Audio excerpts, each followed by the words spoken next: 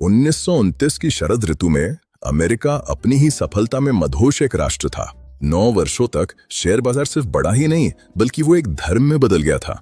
ये और या लिबर्टास यानी स्वर्णिम स्वतंत्रता का युग था, जहां आम आदमी को विश्वास हो गया था कि उसने आखिरकार गरीबी की जंजीरों को तोड़ दिया है।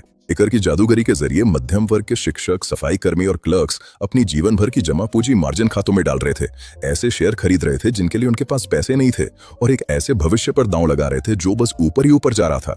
न्यूयॉर्क की हवा में महंगे सिगार और पेट्रोल की खुशबू थी, लेकिन जैज और सोने की चमक के नीचे घड़ी की सुइयां पहले ही चलने लगी थी। यथास्थिति यानी मौजूदा हालात कोई मजबूत नींव नहीं थे, बल्कि एक गहरे अंधेरे समुद्र पर जमी पतली बर्फ की परत थी।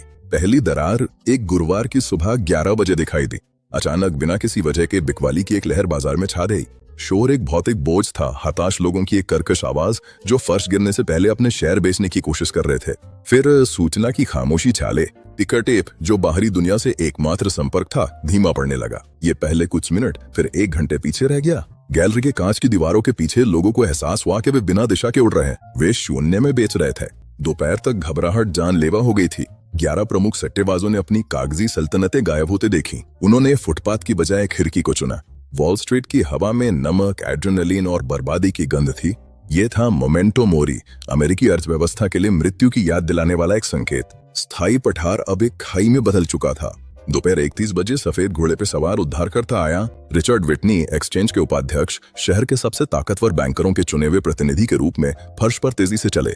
वो उस व्यक्ति की गंभीरता के साथ आगे बढ़े जो ज्वार को भी नियंत्रित कर सकता है। वो यूएस स्टील के पोस्ट पे पहुंचे और अफरा तफरी के बीच गूंजती आवाज में $205 प्रति शेयर की दर से 10,000 शेयरों की बड़ी बोली लगाई। इसके बाद वे एक पोस्ट से दूसरे पोस्ट पर गए, बैंकरों के बचाव कोष को ढाल की तरह लहराते हुए। ये ऐतिहासिक स्तर की एक चाल थी। एक पल के लिए खून बहना रुक गया, बाजार स्थिर हो गया। शहर ने राहत की सांस ली। उन्हें लगा कि आर्थिक शांति फिर से स्थापित हो गई है।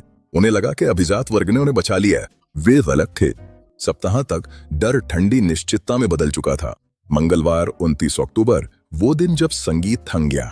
जब शुरुआती घंटी बजी तो वहां कोई खरीदार नहीं था, सिर्फ भूत थे।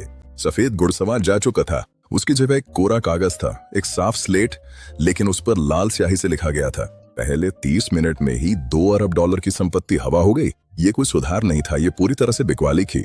रेशमी चोगे में अंडे खाते अमीर लोग दोपहर तक कंगाल हो गए और मैनहट्टन की धूसर घाटियों में भटक रहे थे। एक्सचेंज फ्लोर की गर्मी अब न्यूयॉर्क की बरसाती शाम की ठंडी नमी में बदल चुकी थी। वो सपना एक मृत तृष्णा था। वो गिरावट वो चिंगारी थी जिसने टूटी हुई वैश्विक अर्थव्यवस्था की सूखी लकड़ियों को आग लगा दी। इसने वो एक चीज नष्ट कर दी जिसके बिना कोई बाजार जीवित नहीं रह सकता, विश्वास। उस मंगलवार को जब वॉल स्ट्रीट पर सूरज डूबा तो धाड़ते 20वें दशक का अंत हो गया। बुरा साल अभी शुरू ही हुआ था। 1930 के दशक की लंबी ठंडी रात दुनिया पर छा गई थी और करोड़ों लोगों के लिए सूरज सच में फिर से एक दशक तक नहीं उगा।